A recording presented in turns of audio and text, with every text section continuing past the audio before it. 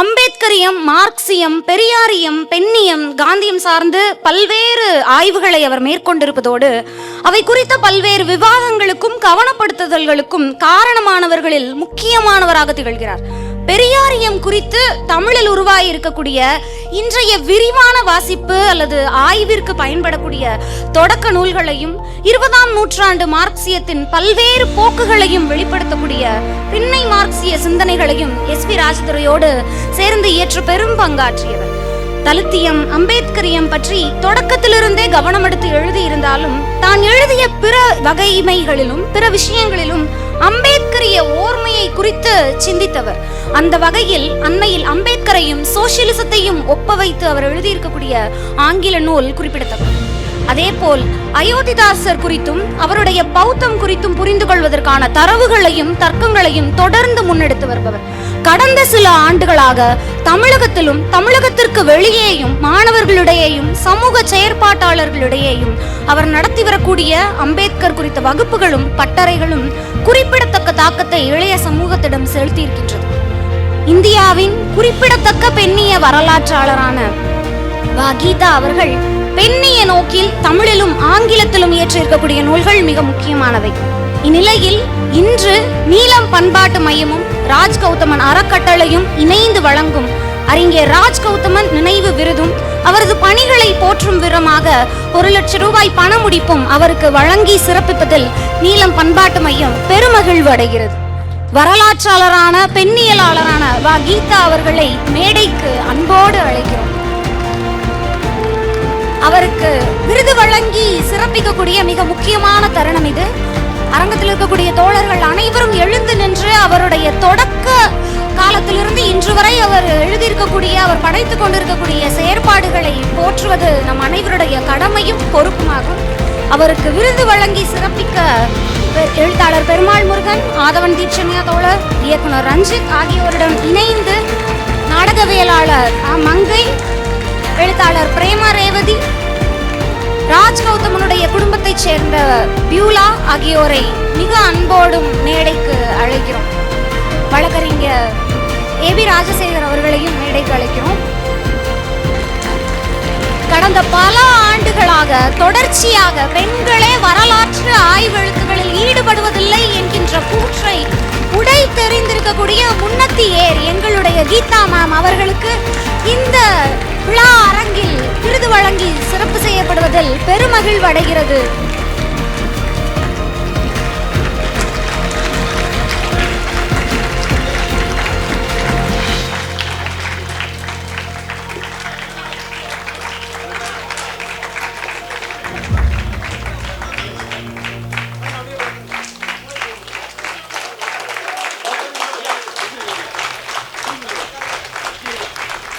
இறுதியாக ஏற்புரை வழங்க வருமாறு எங்கள் அன்புக்குரிய எழுத்தாளர், வரலாற்று ஆய்வாளர், பெண்ணியலாளர் கீதா மேம் அவர்களை பெருமகிழ்வோடு அழைக்கிறோம்.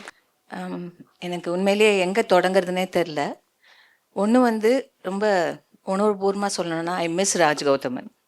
எனக்கு உண்மையிலேயே அதுதான் ரொம்ப இங்கே மனசுக்கு சங்கடமாக இருக்குது. இது நாங்கள் அன்றாடம் பேசி பார்த்து பழகின நட்பல்ல. ஆனாலுமே கூட ஆன்மீக ரீதியான ஒரு நட்புன்னு தான் நான் அதை சொல்ல விரும்புகிறேன். என்னைக்கு அவருடைய எழுத்தை நான் முதல்ல படிக்க தொடங்கினேனோ அன்னையிலிருந்து அவர் மரணிக்கும் வரைக்கும் தொடர்ந்து ஒவ்வொரு நாள் இல்லைனாலும் ஏதோ ஒரு வகையில் நாங்கள் பேசிக்கிட்டே தான் இருந்தோம். அவர் திடீர்னு 8:30 மணிக்கு காலையில் கூப்பிடுவார். நீங்கள் நான் என்ன படித்தேன்னு தெரியுமா அப்படின்னு சொல்லுவார். அல்லது நீங்கள் எப்போவோ அந்த கருத்து ஒரு கட்டுரை எனக்கு அனுப்பிச்சி வச்சிங்கல்ல, அது எங்கேயோ வச்சுட்டேன், திரும்பவும் அனுப்ப முடியுமா அப்படின்னு கேட்பாரு. இந்த மாதிரி விஷயங்கள்ல இருந்து ஒவ்வொரு முறையும் அவரை பற்றி நான் எங்காவது ஆங்கிலத்தில் எழுதினாலோ அல்லது பேசினாலோ அவர்கிட்ட ரிப்போர்ட் பண்ணுவேன். சிரிப்பார், ஒரு பகடி சிரிப்பார், அப்படியே விட்டுருவார். அதற்கு மேலே எதுவும் கேட்டுக்க மாட்டார். ஆரம்பத்திலேருந்தே ஒரு ஆதங்கம் எல்லாருக்குமே போதுமான அளவுக்கு அவருடைய சிந்தனை, அவருடைய அறிவாற்றல் தமிழகத்தில் உள்வாங்கப்பட்டிருக்குதா அப்படின்ட்டு. பெருமாள் முருகன் சொன்னார் கண்டிப்பாக அரசு போன்ற நிறுவனங்கள் அவரை ஏற்றுக்கொள்ள வாய்ப்பில்லைன்னு. அரசு மரியாதை எந்த அளவுகோல்னே எனக்கு தெரியல. இன்றைக்கு இந்தியாவில் இருக்கக்கூடிய எந்த அரசு யாருக்கு என்ன மரியாதை செய்தாலும் அது அவமரியாதை தான். ஏன்னா மக்களை வந்து அவ்வளோ ஒடுக்கிக்கிட்டு அவ்வளோ துன்புறுத்திட்டு இருக்கக்கூடிய அரசுகிட்டே இருந்து நம்ம எப்படி வந்து எந்த பரிசை வாங்கி கொள்ள முடியும்? ஒரு நல்ல இதயத்தோட சொல்லுங்க. அது ஒரு பக்கம் இருக்கட்டும். ஆனால் என்னுடைய புரிதலை நான் தவறாக கூட இருக்கலாம், ஏன்னா நான் வந்து பல்கலைக்கழக வளாகங்களில் இருக்கிறவங்க கிடையாது. ஆனால் நான் படித்த அளவிற்கு இங்கே மாணவர்கள் நிறைய பேர் இருக்கிறீங்க, நீங்கள் கூட அதை யோசித்து சொல்லலாம் பதில். போதுமான அளவுக்கு நம்முடைய தமிழ் சமுதாய விவாதங்களில் அவருடைய பங்களிப்பை பற்றிய ஒரு கனமான விவாதம் வந்து உருவாக்கப்படலை. மறுபடியும் நம்ம இதை எல்லா மேடைகளையும் சொல்ல வேண்டியிருக்குது. திரும்பவும் ராஜ்கௌதமன் போன்ற அறிவாளிகளை, திறன்மிக்கவர்களை அவர்கள் சார்ந்திருக்கும் தலித் சமுதாயம் தான் பாதுகாத்து வந்திருக்கிறது. அம்பேத்கருக்கும் அதுதான் நடந்தது வந்து. அதனால இது வந்து நம்ம தமிழ் சமுதாயத்தில் விவாதம் நடத்தப்படவில்லை என்பதற்கு காரணம் வந்து, ஒன்று அவர் சொல்லக்கூடிய விஷயங்கள் ரொம்பவும் அடிப்படையிலேயே ரேடிக்கலான விஷயங்கள் ஒன்று. ரெண்டாவது, நாம் வந்து தமிழ் சமுதாயம், தமிழ் வரலாறு, தமிழ் இலக்கிய வரலாறு பற்றி நம்ம கட்டமைச்சு வச்சிருக்கிற எல்லா விதமான மாயைகளையும் அவர் கேள்வி கேட்குறாரு. அது நிறைய பேருக்கு வந்து கொஞ்சம் சங்கடத்தை ஏற்படுத்தக்கூடியதாக இருக்கலாம். அதனாலையுமே அது வந்து பேசப்படாமல் இருக்கலாம். அல்ல அதைவிட முக்கிய காரணம், பல நேரங்களில் நாம் வந்து இந்த கம்ப்யூட்டர் மொழியில் சொல்லணும்னாலும் தமிழுக்கு ஒரு டிஃபால்ட் செட்டிங் இருக்கிறதா நினைக்கிறோம். தமிழ்னாலே வந்து அது வைதிக எதிர்ப்பு, தமிழ்னாலே அது பார்ப்பனிய எதிர்ப்பு, தமிழ்னாலே இந்துத்துவ எதிர்ப்பு அப்படின்னு ஒரு விஷயத்த நம்ம வச்சிருக்கிறோம். அந்த தமிழனுடைய உள்ளடக்கத்துக்குள்ளே போகும்போது தான் அது எவ்வளோ சிக்கல் வாய்ந்ததுன்னு நமக்கு வந்து தெரியுது. அந்த சிக்கல்களை வந்து ரொம்ப துல்லியமாக ஆழமாக வந்து எடுத்து சொன்னவர் ராஜ்கௌதமன். ஸ்டாலின் பேசும்போது ரொம்ப அழகாக அவருடைய அந்த முறையியலை பற்றி பேசினார். அவர் எப்படி ஒரு மார்க்சிய பின்னணியிலேருந்து உலகத்தை புரிந்து கொள்ளக்கூடிய ஒரு சூழலில் இருந்து, அந்த காலகட்டத்தில் மார்க்சியம் கேள்விக்குள்ளாக்கப்பட்ட தருணம் அது. சோவியத் யூனியன் உடைந்த தருணம், மார்க்சியத்தை பற்றி பல்வேறு விதமான விவாதங்கள் வந்து எல்லா இடங்களையும் நடந்த ஒரு காலகட்டம் வந்து. தமிழ்நாட்டில் நிறைய பேர் அதற்கு முன்னாலேயே அமைப்பியல், பின் அமைப்பியல் பற்றியெல்லாம் பேசினாலுமே கூட பல சமயங்களில் நம்முடைய சமுதாயத்தோடு அதை தொடர்புபடுத்தி நிறைய பேர் பேசினதா எனக்கு நினைவில்லை. அது வந்து மார்க்சியத்திற்கு எதிராக பேசப்பட்டதே ஒழிய இங்குள்ள விஷயங்களை புரிந்து கொள்வதற்கான ஒரு புதிய முறைமையாக வந்து பெரிதளவிற்கு கையாளப்படவில்லை. எனக்கு நல்லாவே ஞாபகம் இருக்குது, சபால்டன் ஸ்டடீஸ் பற்றி நீங்கள் விவாதம் வந்த பொழுது அது மார்க்சியத்திற்கு எதிரான ஒரு விஷயமாக மட்டுமே தான் பார்க்கப்பட்டது. என்ன கூட ஏதோ ஒரு சின்ன மார்க்சிய லெனினி அமைப்பு வந்து ஒரு கூட்டம் நடத்தும்போது கூப்பிட்டாங்க, இதை பற்றி எங்களுக்கு வந்து விளக்கமாக சொல்லுங்கன்னு. அந்த கூட்டம் கும்பகோணம் ரயில்வே ஸ்டேஷனில் நடந்துச்சு. ஏன்னு நான் மறந்துட்டேன், ஒருவேளை போலீஸ் பர்மிஷன் கிடச்சிருக்காதுன்னு நினைக்கிறேன். அப்போ அந்த மாதிரியான ஒரு சூழல் அன்றைக்கி இருந்த ஒரு காலகட்டத்தில் அமைப்பியல், பின்னவீனத்துவம், இந்த மாதிரியான விஷயங்களை உள்வாங்கி இங்கே இருக்கக்கூடிய சமூக பொருளாதார வைதீக அமைப்பை பற்றி நாம் மேலும் சிறப்பாக புரிந்து கொண்டு, ஆழமாக புரிந்து கொண்டு, அதை எவ்வாறு வந்து நாம் கையாளலாம், அதற்கு எதிர்வினையாக என்னெல்லாம் செய்ய வேண்டியிருக்கும் என்பதை பற்றி ரொம்ப ஆழமாக, ஒரிஜினலாக, with the power of his own genius வந்து யோசிச்சவர் வந்து ராஜ்கௌதமன். அவர் ஜீனியஸ்னு சொல்கிறதுல எனக்கு எந்த வித தயக்கமும் இல்லை. He was a genius. நம்மெல்லாம் சேர்த்து பல கோடுகளை வந்து சேர்க்காமல் விட்டுருவோம். அவர் வந்து மாறுபட்ட வகையில் அந்த கோடுகளெல்லாம் சேர்த்து நமக்கு வந்து ஒரு புது வரைபடத்தை வந்து தொடர்ந்து காட்டிக்கிட்டே இருந்ததை நம்மளால் வந்து பார்க்க முடியுது. அப்படிப்பட்ட ஒரு எழுத்தாளர். ரெண்டாவது, அவருடைய அந்த ஆற்றல், அவருடைய அந்த அறிவுத்தன்மையை ரொம்ப லைட்டாக வச்சுருந்தார். ஒளிவட்டங்கள் தேவையில்லைன்னு அவர் சொன்னது தண்ணியும் சேர்த்து தான் சொல்லிக்கிட்டாருன்னு நான் நினைக்கிறேன். அந்த லைட்னஸ் அவருடைய பேசும்போது தான் நமக்கு தெரியும். ஒரு சுய பகடி, ஒரு சிரிப்பு. ஆனால் அதே நேரத்தில் நம்ம இன்னொரு விஷயத்தையும் யோசிக்கலாம். பொதுவாக வந்து ஆப்பிரிக்கா அமெரிக்கா இலக்கியத்தை பற்றி சொல்லும்போது சொல்லுவாங்க, beneath that humour, beneath all that music there's a deep சேட்னஸ்னு. ஜாஸ் பற்றி சொல்லும்போதும் சொல்லுவாங்க, பல இசை வடிவங்களை பற்றி சொல்லும்போதும். என்னை பொறுத்த வரைக்கும் அந்த மாதிரி ஒரு சேட்னஸ் கௌதமன்கிட்டையும் இருந்துச்சு. தான் புறக்கணிக்கப்பட்டதுனால ஏற்பட்ட ஒரு சோகம் அல்ல இது. ஆனால் பல நேரங்களில் பேசாத விஷயங்களை பேச வரும்போது உருவாக ஒரு தனிமை, அந்த தனிமையை வந்து கடக்க அவர் வந்து ஒரு மொழியை பயன்படுத்துகிறாரு, பல விஷயங்களை இணைச்சி பார்க்குறாரு. இப்போ தலித் என்ற விஷயத்திற்கு அவர் கொடுக்கக்கூடிய அந்த மறுவிளக்கம் ஸ்டாலின் அதை ரொம்ப அழகாக வந்து விவரித்தார். அது எல்லாரையும் தலித் திணைக்குள்ளே சேர்க்கணும் என்பது மட்டுமா நான் பார்க்கல. தலித் என்ற ஆளுமையை முன்வைத்து போராடப்படக்கூடிய மக்கள், இயக்கங்கள், இவர்கள் தான் உண்மையிலேயே ஒரு யூனிவர்சல் கிளாஸாக இருக்க முடியும் என்ற பொருளை தான் அவர் அதை சொல்கிறார். Dalit is a universal class. அந்த யூனிவர்சல் கிளாஸ் நம்ம பேசும்போது அவங்க யார் கூடலாம் நிற்க இணையலாம். அவங்கன்னா பழங்குடிகளாக இருக்கலாம், அல்ல உலகத்தின் பல பகுதிகளில் இருக்கக்கூடிய பல ஒடுக்கப்பட்ட மக்கள் இயக்கங்களை சேர்ந்தவங்களாக இருக்கலாம். அப்போ ஏன்னா இது எல்லாரும் வந்து அதிகாரத்தை கேள்வி கேட்கிறவங்க எல்லாரும் தலித்துகள்னா, அப்போ இந்தியாவில் வந்து சாதியை பற்றி யோசிக்காதவங்க கூட தலித்துகள் ஆயிடுவாங்க. ஏன்னா நம்ம அதிகாரத்தை நோக்கி நம்ம கேள்வி கேட்கணும். ஆனால் நமக்கு வந்து லிபர்ட்டி, சுதந்திரம் அல்லது விடுதலை என்ற அந்த கருதுகோளில் உள்ள ஆர்வம் சமத்துவத்தில் போதுமான அளவுக்கு உள்ளதா என்ற கேள்வியும் நாம் சேர்ந்து கேட்க வேண்டும். இன்றைக்கு இந்திய சிறைகளில் வாடும் பல நமக்கு தெரிந்த பலர் இருக்கிறாங்க. ஆனந்த் டெல்டும்டேயோட உட்பட பலர் இந்த அரசினால் கைது செய்யப்பட்டு சிறைப்பிடிக்க இதில் இருக்கிறாங்க. அதுக்கு எதிராக நம்ம எல்லாரும் பேசுகிறோம், போராடுறோம், கையெழுத்து இயக்கம் நடத்துகிறோம், கூட்டங்கள் போடுறோம். ஆனால் அடிப்படையில் இந்திய சிறைகளில் காலங்காலமாக பெரும் எண்ணிக்கையில் இருக்கக்கூடிய தலித்துகள், ஆதிவாசிகள், இஸ்லாமியர்களுக்கு எதிராக எவ்வளோ பேர் தொடர்ந்து போராட முன் வருவோம். ஏன்னா அது ஒரு ஸ்ட்ரக்சரல் ப்ராப்ளம் இல்லை, ஒரு அரசியல் பிரச்சனை. அது யாரை நம்ம ஒரு நிரந்தர குற்றவாளிகளாக பார்க்குறோம்? இந்த மக்களை தானே பார்க்குறோம். அப்போ அதை பார்ப்பதற்கான ஒரு பார்வையை சமத்துவத்தில் அக்கறையுடைய ஒரு பார்வையாக இருந்தால் மட்டும்தான் முடியும். சமத்துவத்தில் நமக்கு போதுமான அக்கறை இருக்கிறதா அல்லது சுதந்திரத்தில் மட்டுமே நாம் அக்கறை செலுத்துகிறோமா என்ற கேள்வியும் நாம் சேர்த்து கேட்க வேண்டி இருக்கிறது. என்ன சொல்லலாம், என்னை பொறுத்த வரைக்கும் இந்திய இடதுசாரிகளுடைய போதாமையே அங்கிருந்து தான் தொடங்குகிறது. சமத்துவம் என்பதை, பொருளாதார சமத்துவம் என்பதை ரொம்ப கராராக புரிந்து கொண்டாலுமே கூட அந்த சமத்துவம் இங்கு உருவாக முடியாததற்கான காரணங்களை போதுமான அளவுக்கு இடதுசாரிகள் யோசிக்கவில்லை. அப்படி யோசித்தவர்களை பொருட்டாகவும் நினைக்கவில்லை. இன்றைக்கும் கூட இன்னைக்கு லெஃப்ட் லிபரல் இன்டெலெக்சுவல்ஸ் இந்துத்துவத்திற்கு எதிராக போராடக்கூடிய அளவிற்கு தொடர்ந்து சாதியத்திற்கு எதிராகவும் வன்கொடுமைகளுக்கு எதிராகவும் போராடுகிறார்களா என்ற கேள்வியும் நாம் எழுப்ப வேண்டியிருக்கிறது. குறிப்பாக தமிழ்நாட்டில் அதை நாம் எழுப்ப வேண்டியிருக்கிறது. இதில் ஏன் சொல்லனா, ராஜகோதமன் போன்றவர்கள் இதை நாம் ஏன் செய்ய வேண்டும் என்பதற்கான காத்திரமான வரலாற்று ரீதியான பண்பாட்டு ரீதியான காரணங்களை சொல்லியிருக்கிறார்கள். இப்போ அரை இலக்கியங்களை பற்றி அவர் பேசியதை பற்றி எல்லாருமே சுட்டி காட்டினாங்க. இதில் ரொம்ப முக்கியமாக என்னன்னா, எந்தவித பாரபட்சமும் இல்லாமல் பார்ப்பனிய இந்து மத சார்ந்த அரை இலக்கியங்கள் மட்டுமன்றி சமண பௌத்த இலக்கியங்களும் அவர் அடிப்படையான ஒரு விமர்சனத்துக்கு உட்படுத்துகிறார். எதற்காக உட்படுத்துகிறார் என்றால், அவை எல்லாமே பெண் வெறுப்பை அடிப்படையாக கொண்டவை. பெண் வரிப்பை அடிப்படையாக கொண்ட அந்த இலக்கியங்களை எவ்வாறு பார்ப்பது? புத்தர், ஆனந்தர் அந்த கதையெல்லாம் வேற. பின்னால் எழுதப்பட்ட இந்த இலக்கியங்கள் எவ்வாறு பெண் வெறுப்பை ஆதாரமாக கொண்டு இயங்கின என்பதை தொடர்ந்து அவருடைய அறமும் அதிகாரமும் நூலில் அவர் சுட்டி காட்டுறாரு. பிறகு அதை விளக்கி எழுதுறாரு. அப்போ எந்த வகையிலுமே சமத்துவம் என்று வரும்போது சமரசம் செய்து கொள்ள விரும்பாது அவர் செயல்பட்ட அந்த தன்மை, எந்த ஒரு ஒளிவட்டமும் எந்த ஒரு வரலாறும் விமர்சனத்துக்கு அப்பாற்பட்டது அல்ல என்பதை தெளிவுபடுத்திய விதம், இலக்கியத்திற்கும் அதே அளவுகோல தான் அவர் பயன்படுத்தினார். தலித் இலக்கியம் முகிழ்ந்து வரக்கூடிய காலகட்டத்தில் அதை நோக்கி அவர் விடுத்த சவால் கேள்விகள், அதை பற்றி அவர் முன்வைத்த விமர்சனங்கள், அதே நேரத்தில் இதை ஒரு எந்த நோக்கிலிருந்து அதை செய்கிறாருங்கிறதும் முக்கியம். இந்த இலக்கியம் ஒரு உலகளாவிய ஆற்றல் மிக்க இலக்கியமாக மாறக்கூடிய ஒரு தன்மை அதில் இருக்குது. அதை நோக்கி அது எப்படி செல்ல வேண்டும் என்பதற்காக தான் அதை செய்கிறார். அதே நேரத்தில் இங்கு கொண்டாடப்படக்கூடிய இலக்கியங்களில் உள்ள அத்தனை போதாமைகளையும் சுட்டி காட்டியிருக்கிறார்.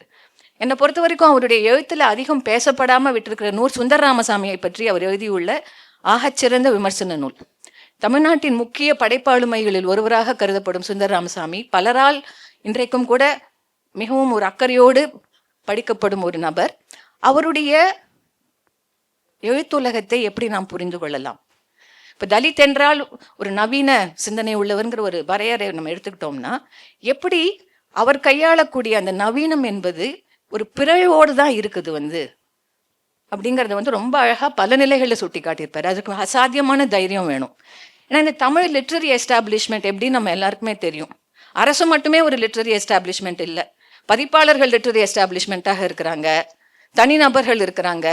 அப்படி இருக்கிற ஒரு சூழலில் அனைவரும் போற்றும் ஒரு ஆளுமையை எந்த ஒரு காழ்ப்பும் இல்லாமல் விமர்சனப்படுத்துவதற்கு ஆகச்சிறந்த தைரியமும் தன்னம்பிக்கையும் தான் நம்பும் அரசியலில் ஒரு ஆழ்ந்த அக்கறையும் ஒருத்தருக்கு வேணும். அது ரொம்ப அற்புதமாக அதை செஞ்சிருப்பாரு.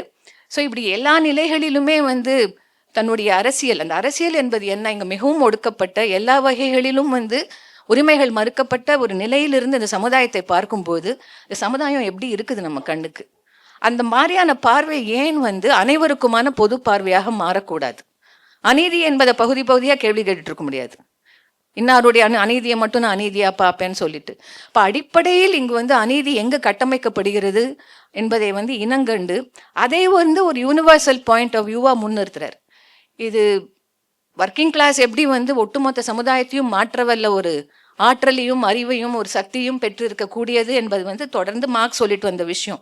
அதே மாதிரி இந்தியாவை பொறுத்த வரைக்கும் ஒரு தலித் நோக்கிலிருந்து இந்த சமுதாயத்தை பார்ப்பது என்பது மட்டுமே அதனுடைய அத்தனை உள்ளார்ந்த முரண்பாடுகள், கொடூரங்கள், அநியாயங்களை நமக்கு வந்து வெளிச்சம் போட்டு காட்டும் என்பதை ரொம்ப தெளிவாக வந்து நமக்கு ரொம்ப அழகாக துல்லியமாக ஒரு பகடித்தன்மையோடு ஒரு நகைமுரணோடு நமக்கு வந்து அவர் வந்து எடுத்துக்காட்டியிருக்கிறாரு. அதே நேரத்தில் இந்த தமிழ் அடையாளம் என்பதையும் ரொம்ப சிக்கலான ஒரு விஷயமாக நமக்கு அறிமுகப்படுத்துறாரு அவர். அதுவும் முக்கியம். தமிழ் அடையாளத்தை துறந்து இன்னைக்கு வந்து தமிழ்நாட்டில் ஒன்று தமிழுக்கு ஆதரவாக இருக்கிறோம், இல்லாட்டி எதிராக இருக்கணும். ஆனால் அப்படி இல்லாமல், அப்படி எதுவுமே இல்லாமல் ரொம்ப முக்கியமாக அவர் எழுதின அந்த நூல் வரிசையில், அதாவது குறிப்பாக சங்க இலக்கியம் பற்றி அவர் எழுதின நூல் வரிசையில் தொல்காப்பியம் பற்றி அவருடைய வாசிப்பு என்னை பொறுத்த வரைக்கும் அது ரொம்ப ஒரு முக்கியமான ஒரு வாசிப்பாக நான் வந்து பார்க்குறேன். ஏன்னா தொல்காப்பியர் முன்னால் வந்தாரா அல்லது வந்து வடமொழியில் வரக்கூடியவர்கள் முன்னாடி வந்தாங்களாங்கிற ஒரு தரப்பில் மட்டுமே நடந்துட்டு இருக்கக்கூடிய ஒரு ஆர்குமெண்ட்டை அவர் வேற ஒரு நோக்கு நிலையிலேருந்து பார்க்குறாரு. இந்த தமிழ் மண்ணிற்குள் வந்து பல தரப்பிலிருந்து பல்வேறு தாக்கங்கள் வருகின்றன. பிராமணிய தாக்கம் என்பது ஒரு வகை, சமணம் ஒரு வகை, பௌத்தம் ஒரு வகை, எல்லாமே வடநாட்டிலிருந்து தான் வருது. இந்த 3 வடநாட்டு இந்த தாக்கங்களும் எவ்வாறு தொல்காப்பியர் என்ற நபர், அவர் யாரா வேணாலும் இருந்திருக்கலாம், அவற்றை உள்வாங்கி கொண்டு இங்கு இருக்கக்கூடிய பண்பாட்டு நிலைமைகளோடு அதை பொருத்தி பார்த்து இந்த அடையாளத்தை இந்த சமுதாயம், இந்த நாகரிகம் உருவாக்கி இருக்கிற ஒரு அடையாளத்தின் அடிப்படையில் அதை பொருள் கோடல் செய்திருக்கிறார் என்ற பொருளை தான் அவர் சொல்வார். வந்து ரொம்ப ரிச்சா காம்ப்ளெக்ஸா வந்து சொல்றாரு. நம்ம யாருமே ஒரு தனியா வந்து எல்லாத்தையும் வந்து ஆரம்பத்திலேருந்தே சிந்திக்கிறதுங்கிறது கிடையாது. பல்வேறு போக்குவரத்துகள் இருக்குது. அதிலிருந்து நாம் எவ்வாறு நம்முடைய பண்பாட்டை புரிந்து கொள்ள முடியும். அந்த வகையில தான் அவருக்கு நவீனமும் முக்கியமாக படுகிறது. ஏன் நவீனத்துவம், ஏன் நவீனம் முக்கியம்? ஃபார் எக்ஸாம்பிள், அறமும் ஆற்றலும் இல்லை, அவருக்கு ஆதாரமா இருக்கிறது எது? ஃபூக்கோ மட்டும் இல்லை, நீட்சே, ஃப்ரெட்ரிக் நீட்சேவுடைய ஜீனியாலஜி ஆஃப் மாரல்ஸ் தான் அதற்கான ஆதார ஸ்ருதி. நீட்சே எப்படி வந்து விபலியம் சொல்லக்கூடிய அறத்திற்கு பின்னால் வந்து ஒரு மிகப்பெரிய ஒரு அதிகார கட்டமைப்பு பின்னால் உருவாக்கப்பட்டது என்று சொல்கிறாரோ, அதை பின்பற்றி தான் இங்கு இருக்கக்கூடிய நாம் மெச்சக்கூடிய அத்தனை மதிப்பீடுகளும், அது கொடைவள்ளல் தன்மையை நாம் போற்றக்கூடியதாக இருக்கலாம், நாம் பாராட்டும் நட்பாக இருக்கலாம், நாம் கொண்டாடும் காதலாக இருக்கலாம், நாம் உயர்த்தி பிடிக்கும் கற்பாக இருக்கலாம், எதுவாக இருந்தாலுமே இவை அனைத்துமே எவ்வாறு ஏற்றத்தாழ்வான ஒரு அநீதியான சமுதாய பின்னணியிலிருந்து உருவாக்கப்பட்ட அற கோட்பாடுகள். ஒருத்தர் கை வந்து ஒசந்திருந்தா தானே இன்னொருத்தர் கை தாழ்ந்து இருக்க முடியும். இப்போ கொடுக்குறவன் வள்ளல்னு கொண்டாடினா வாங்குறவன் என்ன சொல்றதுன்னு அவர் கேட்குறாரு. ரொம்ப எளிமையான ஒரு வாதம் தான் அது. ஆனால் அதை மூடி மறைப்பதற்காக இங்கே அவ்வளவு வேலைகள் நடந்திருக்கிறது. இந்த இந்த இந்த கொடைவள்ளல் தன்மையை கொண்டாடும் ஒரு அரசியல் இருக்குல்ல, அதை ரொம்ப பிரமாதமாக அதை வந்து காட்டியிருப்பார். அதே மாதிரி நட்பு, நட்பு என்பது ஆண்களுக்குள் மட்டும்தான் சாத்தியம். பெண்களுக்குள் நட்பு என்ற பேச்சுக்கே இடமில்லை. ஆணும் பெண்ணும் நட்பா முடியவே முடியாது. ஸோ இப்படிப்பட்ட விஷயங்களை வந்து ரொம்ப அருமையாக அவர் வந்து நமக்கு பிரித்து காட்டி சொல்லியிருக்கிற ஒரு விதம் வந்து ரொம்ப முக்கியமானதான் நான் நினைக்கிறேன். இப்படி நான் சொல்லிக்கிட்டே போகலாம். நான் அப்புறம் முழுக்க முழுக்க அவருடைய ஒவ்வொரு நூலையும் எடுத்து பேச வேண்டியிருக்கும். ஆனால் எங்களை போன்று அன்றைக்கு வந்து பெண்ணியத்தை பற்றி தனிப்பட்ட வாழ்க்கையிலும் சரி பொதுவிலும் சரி சிந்தித்திருந்தவர்களுக்கு பெண்களை மையப்படுத்திய வாழ்க்கையை வந்து நாம் வந்து ஏன் யோசிக்கணுன்ற மிக முக்கியமான கேள்வியை அவர் எழுப்பினார். எனக்கு நல்லா ஞாபகம் இருக்கு. 1999 ஹைதராபாத் பல்கலைக்கழகத்தில் ஒரு வரலாறு துறை வந்து ஒரு செமினார் ஏற்பாடு பண்ணியிருந்தாங்க. அதில் தான் நான் முதல்ல வந்து அறம் அதிகாரம் பற்றி ஒரு பெரிய கட்டுரையை வாசித்தேன். அதை கேட்டுட்டு ப்ரொஃபஸர் திலீப் மேனன், ஒரு வரலாற்று ஆசிரியர், தென்னாப்பிரிக்காவில் இருக்கிறார்.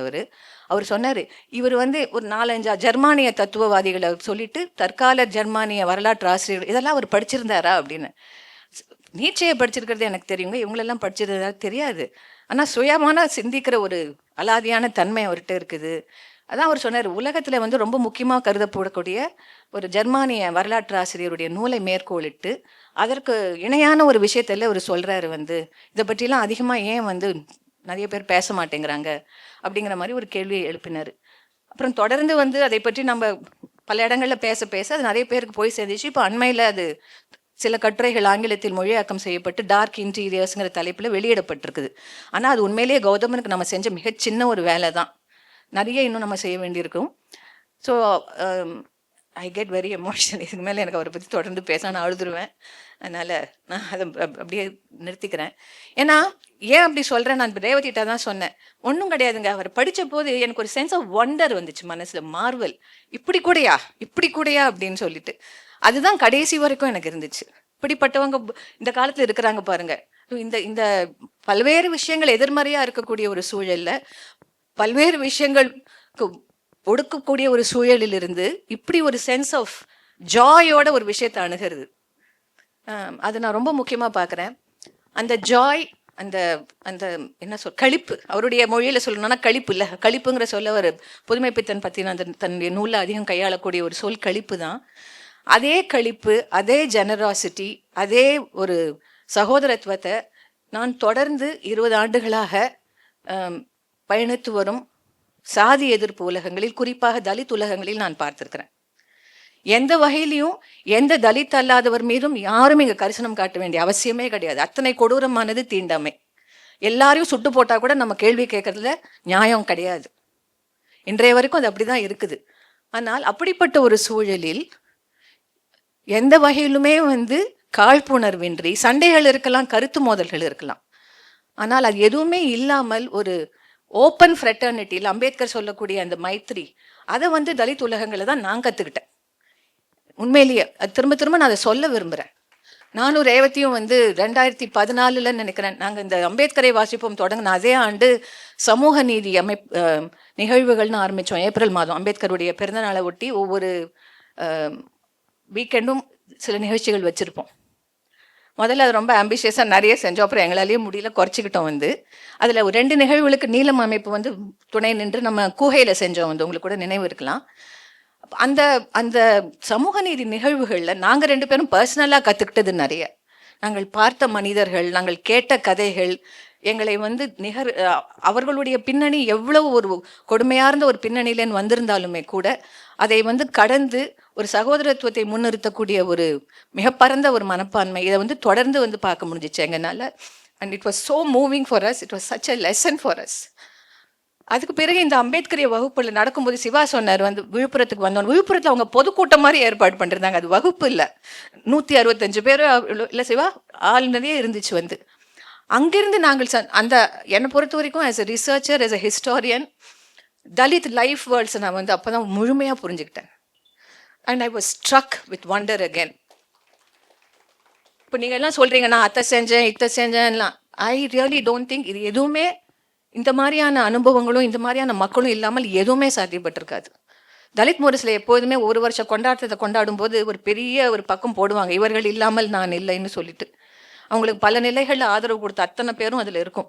ஸோ அந்த மாதிரி தான் நான் ஒரு பெயர் பட்டியலே போடணும்னு நினைக்கிறேன். இதை காட்டிலும் அந்த பெயர் பட்டியலை உங்களுக்கு கொடுத்துருந்தீங்கன்னா நான் உண்மையிலேயே அதையும் நீங்கள் இவ்வளோ அழகான பேனராக போட்டிருப்பீங்க.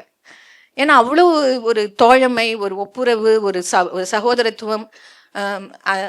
இப்போ நிறைய பேர் கேட்பாங்க, இன்னைக்கு நீங்கள் டிப்ரெஸ்டா இல்லையா, நாட்டில் நிலைமை இப்படி இருக்குது. கண்டிப்பாக யாருக்கு ரொம்ப சந்தோஷமாக இருக்க முடியாது, நாடு அப்படி இல்லை. ஆனால் எந்த சூழ்நிலையும், எந்த சந்தர்ப்பமும், எந்த பொருளாதார சமுதாய வளர்ச்சியும் வலதுசாரி இந்துக்களை தூக்கி ஆட்சியில் வச்சிருக்குதோ, அதே சூழ்நிலையும் சந்தர்ப்பமும் மாற்றங்களும் நம்ம இயங்கியல் ரீதியாக சிந்திச்சா ஒரு கணிசமான தலித் ஆதிவாசி அறிவுத்திறலை உருவாக்கி இருக்குது, படைப்பாளிகளை உருவாக்கி இருக்குது. முன்ன எப்பொழுதும் காட்டிலும் இன்னைக்கு தொடர்ந்து நாம் கேள்வி கேட்கக்கூடிய விஷயங்களை அது விவரிச்சு அது நிறைய விரிஞ்சுக்கிட்டே போகுது. எதெல்லாம் நம்ம சர்டன் நினைச்சோமோ எல்லாத்தையும் நம்ம பரிசீலனை செய்ய வேண்டிய ஒரு கட்டாயத்தை ஏற்படுத்தி இருக்குது.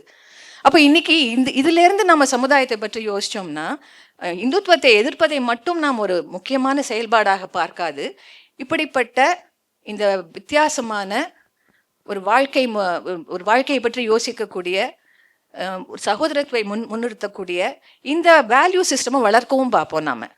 இப்போ நேற்று என்னுடைய நண்பர் ஒருத்தர் மகாராஷ்டிராவில் இருக்கக்கூடிய நண்பர்கிட்ட பேசிட்டு இருந்தேன். அவங்க எல்லாருக்கும் தெரியும், ஏறக்குறைய 20 ஆண்டுகளாக அங்கே சங்கிய ஆட்சி தான் நடக்குது. அதை பல்வேறு விதங்களில் அவங்க எதிர்கொண்டுட்டு வராங்க.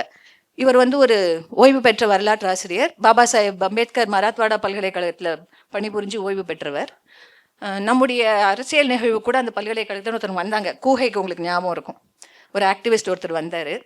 அவர்கிட்ட கேட்டு இப்போ என்னங்க செய்கிறீங்க, ரிட்டையர் ஆகிட்டீங்களே அப்படின்னு சொல்லிட்டு, தமிழ்நாட்டுக்கெலாம் வாங்கன்னு. இப்போ நான் ஒரு பௌத்த உபாசகராக மாறி இருக்கிறேன்னாரு. நான் சொன்னேன், நீங்கள் பௌத்தம் தழுவிட்டீங்களான்னு கேட்டேன். இல்லை அப்படின்னாரு. இப்போ என்ன செய்கிறீங்க அப்படின்னா சொல்கிறாரு, இன்றைக்கு என்ன ரொம்ப முக்கியமாக எனக்கு தோணுதுன்னா, இன்றைக்கி இருக்கக்கூடிய வெறுப்பு, இன்றைக்கி இருக்கக்கூடிய அரசியல் ரீதியாக நம்மளால் பெரிய அளவுக்கு எதுவுமே செய்ய முடியாத ஒரு நிலைமை. இதில் எனக்கு திரும்ப என்ன தோணுதுன்னா, எங்களில் சிலருக்கு என்ன தோணுதுன்னா, மறுபடியும் புத்தமும் அவரது தம்மமும் கையில் எடுத்துக்கிட்டு ஊர் ஊராக போய் அதை முன்வைத்து மைத்திரியை ஏன் நாம் என்னைவரும் கடைபிடிக்க வேண்டும் என்பதை நாங்கள் சொல்ல விரும்புகிறோம் அப்படின்னு. எனக்கு உண்மையிலேயே அவ்வளோ ஒரு என்ன சொல்கிறது, I felt such a sense of hope. அவ்வளோ ஒரு மோசமான சூழ்நிலையில் வன்மமும் எதிர்மறையான சிந்தனையும் ரொம்ப கேவலமான ஒரு அரசியலும் இருக்கக்கூடிய ஒரு காலகட்டத்தில் மைத்ரி என்ற அந்த விஷயத்திற்கு சகோதரத்துவம் அல்லது அம்பேத்கர் ஆங்கிலத்தை சோஷியல் ஃபெலோஷிப்னு சொல்கிறார்ல, அந்த விஷயத்தை முன்னிறுத்தி பேசக்கூடிய ஒரு அரசியலிற்கு திரும்ப நம்ம யார்கிட்ட போகிறோம்னா நம்ம அம்பேத்கர் கிட்ட போகிறோம். அந்த மரபு வந்து தொடர்ந்து உயிர் வாழ்ந்துட்டே வந்திருக்குங்கிறதுக்கு நீங்கள் திரும்பவும் நீங்கள் இந்தியாவில் திரும்பவும் நம்ம ஜெயலலிதா சொன்னாங்க தொடர்ந்து ஏதோ ஒரு வகையில் இடதுசாரிகளோட பயணம்னு. உண்மைதான், நான் அதை ஒத்துக்கிறேன். இன்றைக்கி கூட சத்தீஸ்கரில் யாராவது சுட்டு கொல்லப்பட்டால் எனக்கு அழுவையாக தான் வருது. ஆனால் அது ஒரு பக்கம் இருந்தாலுமே கூட இன்னைக்கு உயிர் வாழக்கூடிய தத்துவமாக என்ன இருக்குது இந்தியாவில்னு பார்த்தா அம்பேத்கரியம் மட்டும்தான். பெரியாரியத்தை கூட நான் அந்த இடத்த கொடுக்க மாட்டேன். ஏன்னா நம்ம வளர்க்கலை பெரியார் அப்படி, நம்ம அந்த பெரியார் அப்படி வளர்க்கலை. பெரியாரை திரும்ப திரும்ப வந்து ஒரு 10 சூத்திரங்களுக்குள்ளே சுருக்கி அதே தான் பெரியார் நம்ம சொல்லிட்டு இருக்கிறோம்.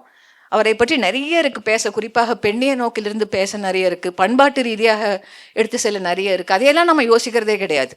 நமக்கு தேவையான ஒரு சின்ன பெரியாரை உருவாக்கிக்கிட்டு அதுதான் நமக்கான பெரியார்னு நினச்சிட்டு இருக்கிறோம். ஆனால் அதனாலேயே சிந்தனை உயிர் வாழாமல் போயிடுது இல்லை. நம்ம அம்பேத்கரை கூண்டில் அடைச்சாலும் சிந்தனை உயிர் வாழ்ந்துட்டு இருக்குது. பெரியார் சந்தோஷமாக கூண்டில் இல்லை, எல்லா இடத்துலையும் நின்றுட்டு கடவுள் இல்லைன்னு நம்மகிட்ட சொல்கிறாரு. ஆனால் தமிழ்நாடு மாதிரி நாளொரு மேனி பொழுதொரு வண்ணம் கும்பாபிஷேகம் நடக்கக்கூடிய கோயில்கள் எங்கே இருக்கும் சொல்லுங்க? வட இந்தியாவில் கூட கிடையாது. இது அரசியல் விமர்சனம் அல்ல. சமூகத்தில் நம்ம எவ்வாறு வந்து இந்த மாதிரியான கருத்துக்களை உள்வாங்கி இருக்கிறோம், வேற விதமாக யோசிக்கலாமா மதம் பற்றி? பெரியாரை உரையாடலுக்குள் கொண்டு வந்தால் தானே வேற விதமாக யோசிக்க முடியும். ஆனால் அப்படி இல்லாமல் அம்பேத்கரிய சிந்தனை, தலித்துகளுடைய செயல்பாடுகள், தொடர்ந்து நடக்கக்கூடிய போராட்டங்கள் இவற்றின் மூலமாக மட்டும் இல்லாமல் அந்த சிந்தனைக்குன்னு ஒரு வலுத்தன்மை இருக்குல்ல, எல்லா காலகட்டத்திலும் வந்து தொடர்ந்து அதை மீள் வாசிப்புக்கு உட்படுத்தும் போது வேற ஒரு பொருள் நமக்கு கொடுக்குது. இப்போ ரேவதி இவங்க சொன்னாங்க உமா பேசும்போது ஒவ்வொரு அம்பேத்கர் கிளாஸ்லையும் வேற மாதிரி இருக்கும்ன்ட்டு. ஏன்னா அவங்க 4 கிளாஸ்க்கு வந்திருக்காங்க, அவங்களுக்கு போரே அடிக்கலன்னு நினைக்கிறேன். ஆனால் அப்படிதான் அது திரும்ப அதே கட்டுரையை போய் நீங்கள் 2 வருஷத்துக்கு பிறகு படித்தா அது வேற மாதிரி தான் இருக்கும். நமக்கு வந்து பௌத்தம் வந்து இந்தியாவில் இருந்துச்சு, அது என்னமா இருந்துச்சு, அந்த கதைக்குள்ள நான் போகல. வரலாறுல எப்படி இருந்தாலும் எனக்கு பிரச்சனை கிடையாது. ஏன்னா அம்பேத்கர் அழகாக சொல்லுவார், ஒரு விஷயம் பழசுனாலே அது நல்லது கிடையாது அப்படின்ட்டு. இன்ஜஸ்டிஸ் தொடர்ந்து நடக்குது, அது காலங்காலமாக இருக்கிறதுனால அது வந்து பெருமையான விஷயமானு கேட்பார். இன்ஜஸ்டிஸ் ஹேஸ் நோ ட்ரெடிஷன் அப்படின்வார்.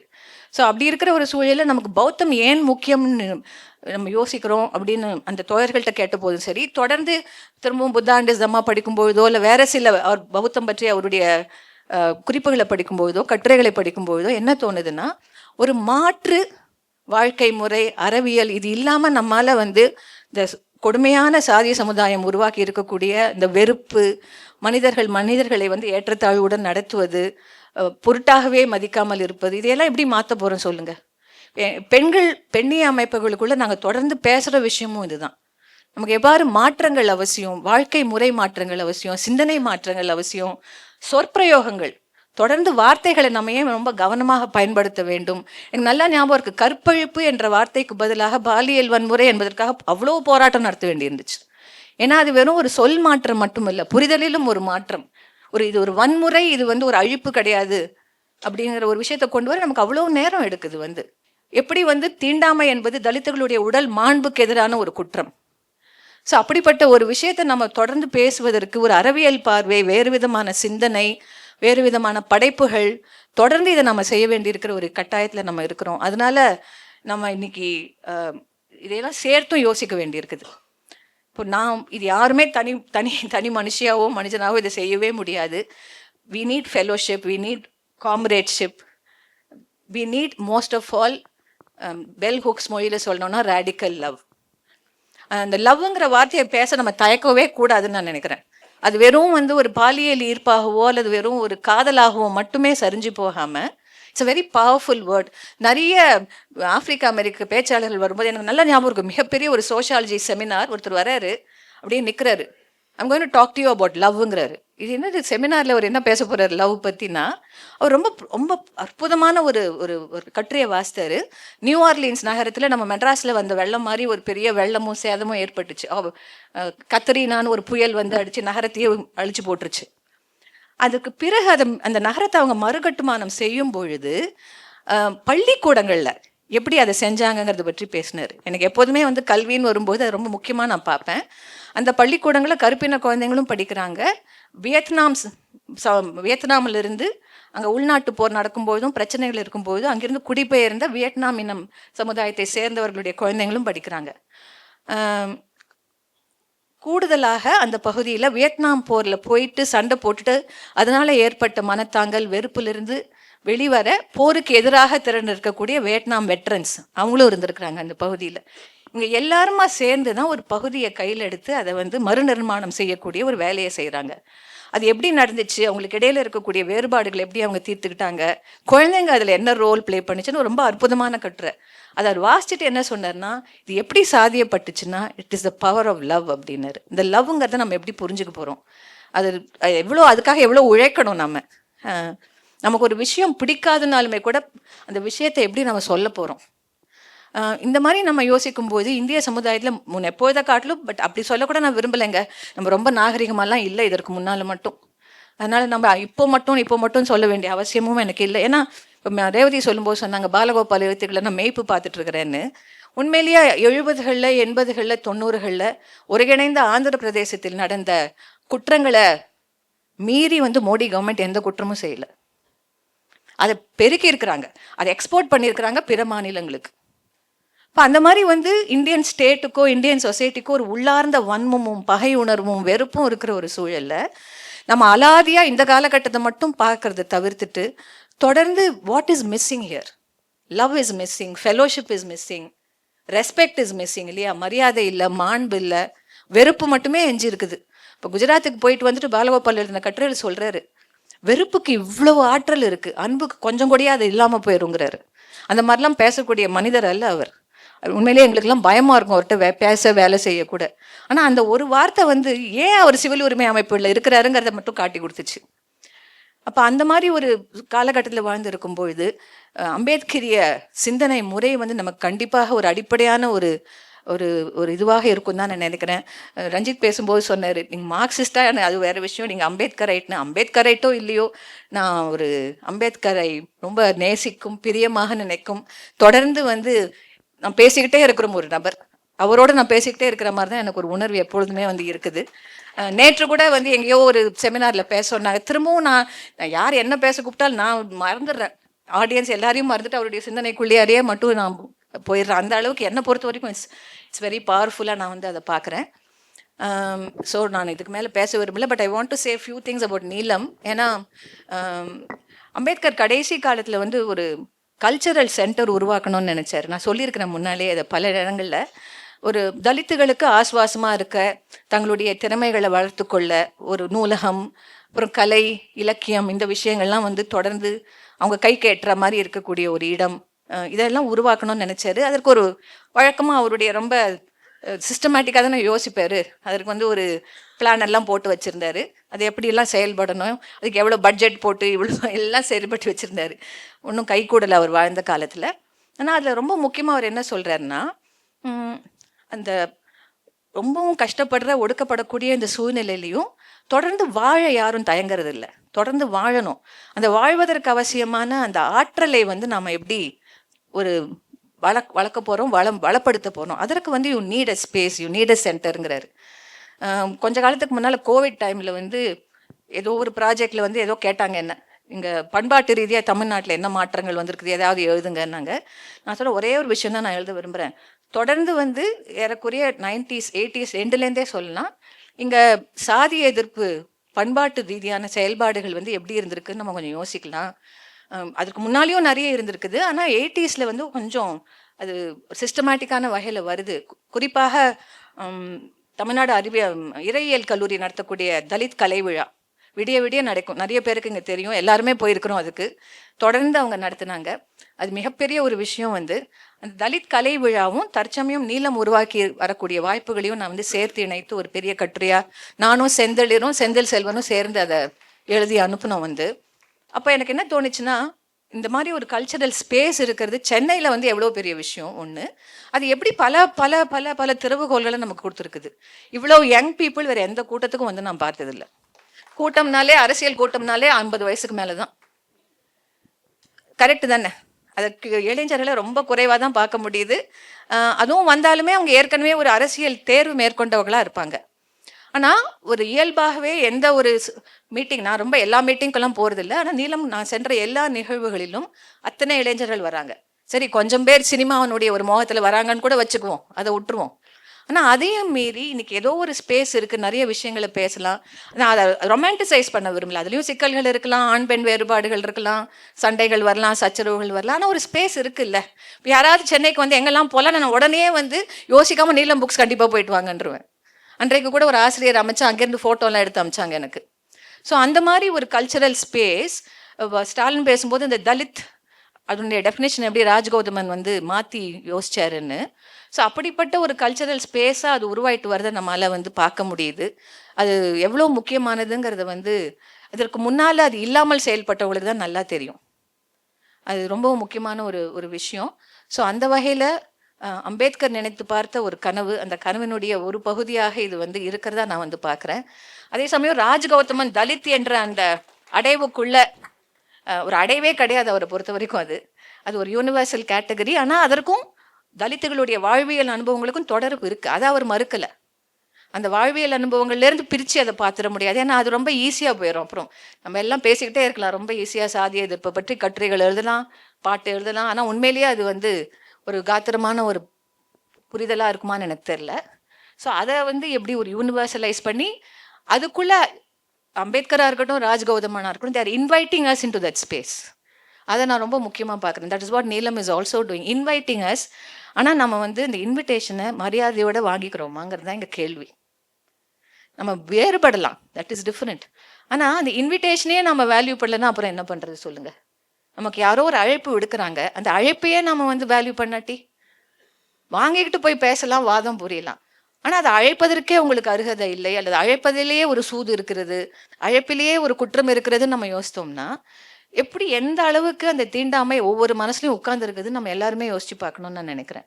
ஸோ அந்த வகையில் வந்து the generosity of Dalit life worlds தான் என்னை பொறுத்த வரைக்கும் இன்றைக்கு நம்ம காலகட்டத்தில் இருக்கக்கூடிய ஒரு நம்பிக்கைக்கான ஒரு ஆதாரமாக இருக்க முடியும்னு எனக்கு தோணுது. வந்து அது எப்படி எல்லாரும் அடுத்தடுத்த வகையில் நம்மால் இயன்ற வகையில் நமக்கான வெளிகளில் வளர்த்து கொண்டு போகிறோம். சிலருக்கு அது பௌத்தமாக இருக்கலாம், சிலருக்கு குழந்தைங்களாக இருக்கலாம், சிலருக்கு வந்து உரையாடலாக இருக்கலாம். But what ever it is, அந்த லைஃப் வேர்ல்டனுடைய அதனுடைய இன்டெகிரிட்டி, அதனுடைய தன்மையை வந்து நாம் வந்து மதிப்பது என்பது தான் வந்து இந்த சாதி அழித்தொழிக்கும் அந்த முயற்சிக்கு வந்து நம்முடைய ஒரு பங்களிப்பாக இருக்கும்னு நான் நினைக்கிறேன். So thank you so much for all the love you shown me. திரும்ப நான் தான் சொல்ல போகிறேன், என்ன பலர் இல்லாமல் நான் இல்லை. வந்து அதுக்கு ஒரு பெரிய பட்டியலே நான் போடலாம், A to Z நான் சொல்லுவேன். பட் நமக்கு நேரம் இருக்காது, நம்ம எல்லாரும் ரொம்ப நேரம் உட்காந்து பேசிட்டோம். So thank you so much. Jai beam.